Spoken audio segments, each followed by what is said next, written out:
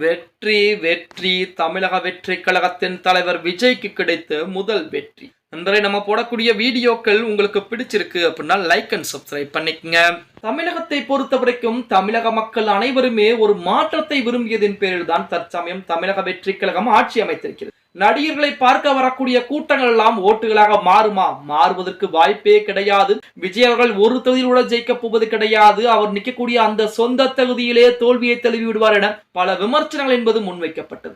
அந்த விமர்சனம் வைத்த அவர்கள் அனைவரும் தற்போது காணாமல் போய்விட்டார்கள் அப்படின்னே கூட சொல்லலாம். ஏனென்றால் தமிழக வெற்றி கழகம் அந்த அளவிற்கு மாபெரும் ஒரு வெற்றியை தமிழகத்திலே பதிவு செய்திருக்கிறது. எந்த ஒரு வரலாற்றும் இல்லாத அளவிற்கு மாபெரும் ஒரு வெற்றியை பதிவு செய்தது. அதுவே மிகப்பெரிய ஒரு வெற்றியாகத்தான் பார்க்கப்பட்டது.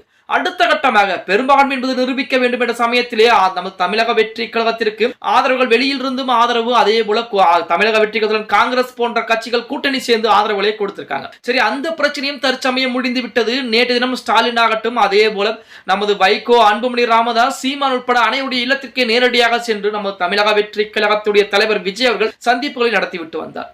இந்த சந்திப்பு எல்லாம் ஒருபுறம் இருந்தாலுமே தமிழக வெற்றி கழகத்தின் தலைவர் விஜய் அவர்களுக்கு கிடைத்த முதல் வெற்றியாக பார்க்கப்படுவது சபாநாயகருடைய தேர்வு அப்படின்னே கூட சொல்லலாம். அதாவது சபாநாயகர் தேர்வின் போது பாத்தீங்கன்னா திமுக, அதிமுக இரண்டுமே ஒன்று சேர்ந்து விஜய்க்கு எதிராக சபாநாயகர், அதாவது தமிழக வெற்றி கழகம் நியமிக்கக்கூடிய அந்த வேட்பாளருக்கு எதிராக சபாநாயகரை கண்டிப்பாக முன்னிறுத்தும், அது அவர்களுக்கு வாக்குகளை அதிகமாக வரச் செய்து அதை பயன்படுத்தி தமிழக வெற்றி கழகத்தை கீழே இறக்குவதற்கு திமுக பல முக்கிய முடிவுகளை எடுக்கும் என அனைவரும் எதிர்பார்த்துக்கிட்டு.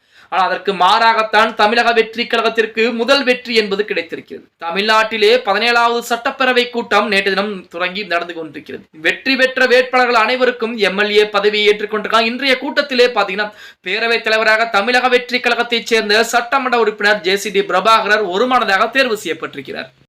துணை சபாநாயகராக ரவிசங்கரும் தேர்வு செய்யப்பட்டிருக்கிறார். அவர்களை எதிர்க்கட்சி தலைவரும் அவை முனைவரும் சேர்ந்து அழைத்து சென்று இருக்கையிலே அமர வைத்திருக்கிறார்கள் அப்படிங்கிற செய்திகள் தான் தற்போது வெற்றிகளாக விஜய் அவர்களுக்கு பார்க்கப்படுகிறது. சபாநாயகர் தேர்தலிலே கண்டிப்பாக விஜய்க்கு மிகப்பெரிய ஒரு பின்னடைவை சந்திக்கக்கூடிய வகையில் தான் திமுக பல திட்டங்களை முன்னிறுத்தும். அதன் அடிப்படையில் தான் சக்கரபாணி, அதாவது முன்னாள் அமைச்சர் நமது அண்ணன் சக்கரபாணி அவர்களை பார்த்தீங்க அப்படின்னா திமுகவின் சார்பாக, அதுவும் திமுகவின் சார்பாகவும் அதிமுகவின் சார்பாகவும் சபாநாயகராக நிறுத்தலாம் என திமுக முன் வந்திருந்தது. ஆனால் இறுதியிலே அதிமுக எங்களால் முடியாது, தமிழக வெற்றி கழகத்துக்கு எதிராக எங்களால் வாக்களிக்க முடியாது என சொன்னதன் காரணமாக தற்சமயம் தமிழக வெற்றி கழகத்துடைய சட்டமன்ற உறுப்பினராக இருக்கக்கூடிய நமது JCD பிரபாகரன் உங்கள் அனைவருக்கும் தெரியும், ஒரு காலத்திலே OPS அணியிலே இருந்தவர். அந்த நபருக்குத்தான் தற்போது சபாநாயகர் வாய்ப்பு என்பது கிடைத்திருக்கிறது.